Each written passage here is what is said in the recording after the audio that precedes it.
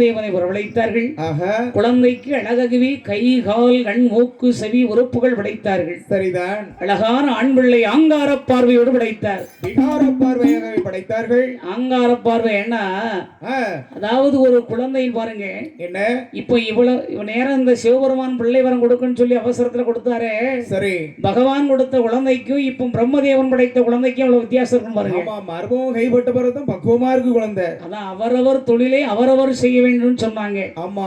மருமகள் செய்யக்கூடிய தொழில போய் மாமனார் செய்ய முடியுமா? அதானே மாற்றி செய்தால் வினையின் பலனும் மாற்றி தான் இருக்கும். கண்டிப்பாக. சரி. அதான் தாம் போற தொழிலுக்கு தம்பி அனுப்பக்கூடாது. தன்னுடைய சரி. இந்த குழந்தை அழகான ஆண் பிள்ளையாக ஆங்கார பார்வையோடு படைத்தார். சரிதான். அப்படி படைத்து இந்த சிவபெருமான் கையிலே கொடுத்தார் பிரம்மதேவன். சிவபெருமான் குழந்தையை கையிலே வாங்கினார். சரி. குழந்தைக்கு அழகவி ஜீவனாகிய உயிர் கொடுத்தார். சரிதான். அம்மையுமை பார்வதி சக்தி பலத்தை கொடுத்தாள். உயிர் இருந்தால் மட்டும் போதுமா?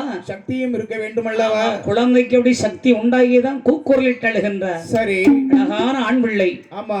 சுவாமி என்ன பிள்ளையை தந்த நீங்களே அழகான வேர்நாமத்தை சூட்டுங்கள் என்று. அதானே அம்மை சொல்லும் போது அப்படியே அழகாக சிவபெருமான் பெயர் சூட்டினார். ஆண்டவன் எப்படி வேர்நாமத்தை சூட்டுகின்றார்? எப்படி எப்படி அம்மா சூட்டுகின்றார்? அவன் சுடர் ஒளியில் சுடலை என்று பெயர் கொடுத்தார். சுடலை என்று பெயர் கொடுத்தார். மாயமாக பிறந்ததினார். மாயமாக பிறந்ததினார். ஆயாண்டி என்று பெயர் கொடுத்தார். ஆயாண்டி என்று பெயர் கொடுத்தார். அவர் உண்டமாக உருண்டதினார். உண்டமாக உருண்டதினார். உண்டன் என்று பெயர் கொடுத்தார். உண்டன் என்று பெயர் கொடுத்தார். முப்பெயரோ தான் கொடுத்தார். தான் கொடுத்தார். முக்கண்ணனார் சிவபெருமான். பெயரும் நான் கொடுத்தார். நான் கொடுத்தார். முக்கண்ணனார் சிவபெருமான்.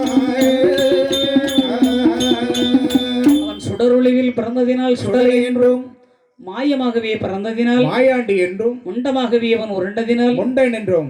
அதான் சுடலை மாயாண்டி முண்டன். மாயாண்டி சுடலை முண்டன் என்றும் அப்படி முப்பெயரை சூட்டினார் முக்கண்ணனார் சிவபெருமான்.